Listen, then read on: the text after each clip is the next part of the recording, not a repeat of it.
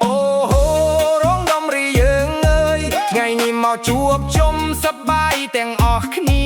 មានពូម៉ៅជាងម៉ូតូចិត្តល្អជួយគេរាល់គ្នា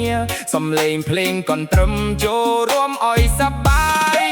នៅភូមិរងដំរីមានជាងម្នាក់គេស្គាល់ពូម៉ៅជាងម៉ូតូមិនដែលធ្វើឲ្យខកចិត្តឡៃណាស់ម៉ូតូខុយកង់ហាជប់ឬឆ្នាំងបាយមានបញ្ហាហើយពូម៉ៅមកជួយភ្លាមដោះស្រាយបានគ្រប់គ្នាពូម៉ៅចិត្តស្មោះល្អណាស់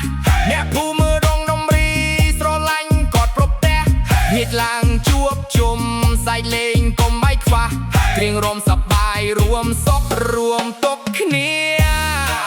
យោស្ដាប់មកបងអូនរត់ដំរីស្រុកយើងមានមនុស្សល្អរស់នៅជុំមួយស្នេហ៍ពេញភ្លើពុំមកជាងជុំនីងដៃលឿនដូចខ្យល់បោកចូលឲ្យបេះដូងមិនមែនតែរកលុយប៉ុណ្ណោះម៉ូតូកង់ហាត់នឹងបាយសំលេងចាប់តាមវិញស្នាមញញឹមអ្នកភូមិគឺជារងបានពេញចិត្តពូម៉ៅមែនតែនយើងរំតែ